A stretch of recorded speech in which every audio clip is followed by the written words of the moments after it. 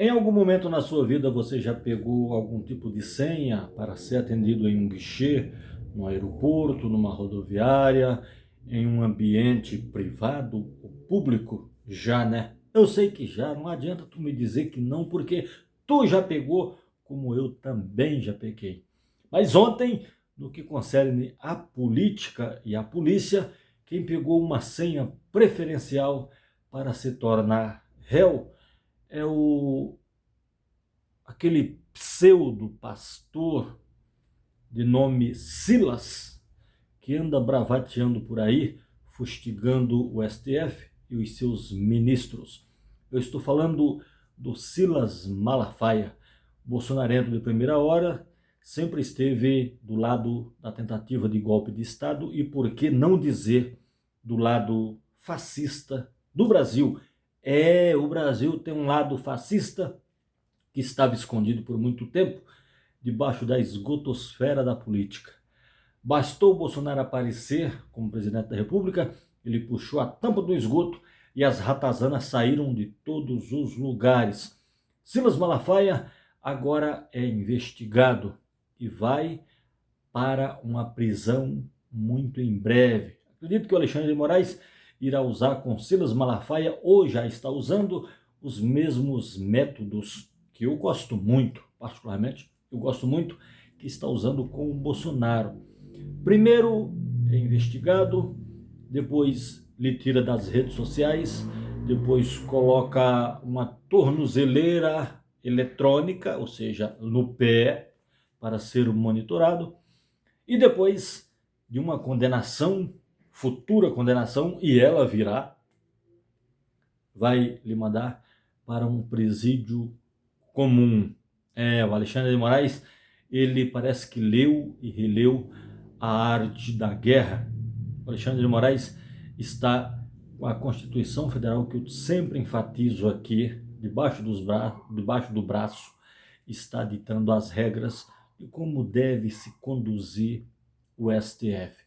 O Silas Malafaia, ele usou uma psicologia infantil, mexendo com o rebanho bovino, com o seu rebanho bolsonarento, porque eu não acredito que um evangélico em sã consciência possa acreditar nas baboseiras do Silas Malafaia. Não, os evangélicos estão acordando, como parte dos bolsonaristas também.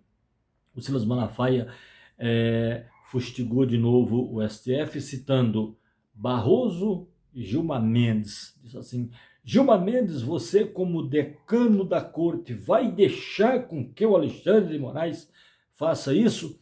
Como aquela criança ou aquela personagem do programa do Chaves dizia assim: conta tudo para sua mãe, Kiko, conta tudo para sua mãe, não sei quem.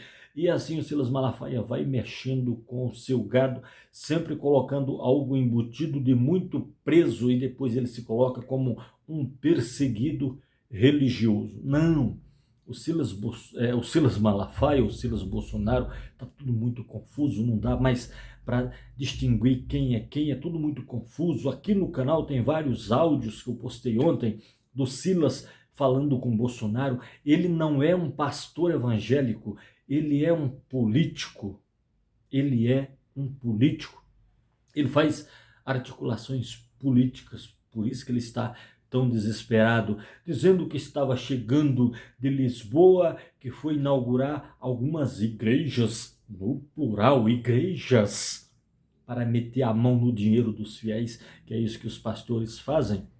Mas como Silas Malafaia não é pastor, e sim político, ele fustiga os ministros do STF, aqueles de mais idade, como o Luiz Roberto Barroso e o Gilmar Mendes. Vocês vão deixar o ditador da toga fazer isso? Vocês vão deixar? Isso é perseguição religiosa. Eles tiram, ou seja, no caso do Silas Malafaia, ele tira o foco dele, que ele já é investigado. Ele não está se colocando como os pastores, ele está se colocando como o pastor. Aí eles colocam a perseguição religiosa para comover as pessoas. Mas o grande problema, senhor Malafaia, ou Malacraia, como queira, é que a população está acordando. A população está despertando. A população sabe que você sempre esteve mancomunado com o Bolsonaro, com Eduardo Bolsonaro. Você sempre esteve na Paulista fustigando o golpe de Estado. Você talvez, eu estou falando talvez, seja um dos financiadores do golpe de Estado. As movimentações da Paulista, de Copacabana e de outros lugares para o Brasil pro Bolsonaro tem o seu dedo por trás. Enquanto o Bolsonaro está numa prisão domiciliar, por enquanto, eu falei, muito em breve ele irá para uma prisão definitiva, o senhor se colocou como seu principal porta-voz. Então, o STF está muito atento. O Bolsonaro é um defunto podre que já está fedendo. Nos áudios que eu postei ontem aqui no Brasil de Plantão, o Bolsonaro falando que tem um soluço, e isso não é bom sinal. Ou é muito medo, ou é alguma doença grave. Se for alguma doença, tem que se tratar mesmo. Mas eu acredito que é medo. Eu quero muito crer que é medo. E quando o Silas Malafaia grita dizendo que não tem medo, é porque ele tem medo. Ele está com medo sim, porque ele sabe que vai para a prisão. A Constituição Federal, ela não pode deixar passar. A Constituição Federal, o Brasil, o Estado Democrático de Direito está vivendo o seu melhor momento. Olha só um ponto interessante. Muitas pessoas estão preocupadas com a aeronave da CIA SAIS que pousou em Brasília, dizendo que são espiões que já estão espionando o Brasil. Gente, um ponto aqui interessante. Os espiões no Brasil, americanos principalmente, tem os russos também e de outros países, mas eles nunca chegam posando numa aeronave gigantesca com nome ou com sigla. Eles chegam camuflados, senão não seriam espiões, entendeu? Então aquilo em Brasília, aquela aeronave que pousou lá, é apenas um exercício militar, talvez nem seja nada disso.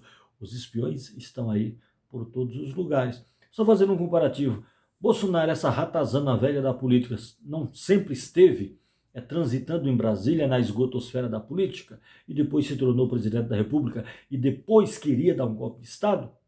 Tu esqueceu disso? Não, porque se tu esqueceu, tu é burro demais, ou tu quer continuar sendo alienado. Então, Silas Malafaia, quando bate no peito e fala que não está com medo, ele está se borrando de medo. O Bolsonaro está morrendo de medo. O Dudu Bananinha, que pousa nos Estados Unidos dizendo que está vivendo a melhor parte da vida dele, que ele está vivendo o melhor momento, que o Brasil está sendo sancionado, que o tarifaço do Trump está e tudo mais. Não, ele também está com medo porque não pode voltar para o Brasil. Então, o Brasil está vivendo o seu melhor momento no que concerne a política. Se você me perguntar, Heleno, e as tarifas do Donald Trump? Ela chegou aqui no Brasil como uma marolinha, A carne, o suco de laranja que pode ir à vontade, que depois eu faço um episódio aqui para te falar sobre o envenenamento dos americanos, das laranjas cheias de veneno que sai do Brasil. E o café? O café é outro ponto que eu estive conversando com a minha namorada no último sábado e comentei com ela que a história do café do Brasil, eu adoro café, tomo muito café, estou tomando menos, também irei gravar um episódio do café no Brasil. Essa história do cafezinho no Brasil, ou do café, do agrotech, do agropop, essa história do café no Brasil, ela deu uma sobrevida à escravidão de 40 longos anos. Tópico para um episódio que certamente irá dar muito o que falar. E, portanto, deixa que o café volte para os Estados Unidos, com tarifa ou sem tarifa. Eu vou parar de tomar café, porque a história do café no Brasil é uma história nojenta, podre e tenebrosa. Silas está com medo, Bolsonaro já está preso, é um defunto que está fedendo. E o Tarcísio de Freitas, dando entrevista hoje, falando que não deveria ser vazado os áudios do Bolsonaro falando com o seu filho, Dudu Bananinha. Palavrões, eles sempre foram do baixo clero. Quando um filho manda o seu próprio pai ir tomar no toba, imagina como que é o ambiente dentro desta casa. Eu, quando meu pai era vivo, eu sempre o tratei com muito respeito, dava bênção e tudo mais. Se eu mandasse o meu pai um dia ir para aquele lugar, certamente o meu sorriso bonito, meus dentes seriam todos quebrados com soco. Assim eu fui educado e a família Bolsonaro não sabe o que é educação, amor, respeito. Eles têm muito amor pela bufunfa, o arame e o dinheiro, o faz-me rir. Eu sou Heleno Coleta e você está no Brasil de Plantão. Se inscreve no canal, curta, compartilhe os nossos vídeos e a gente volta sem anistia.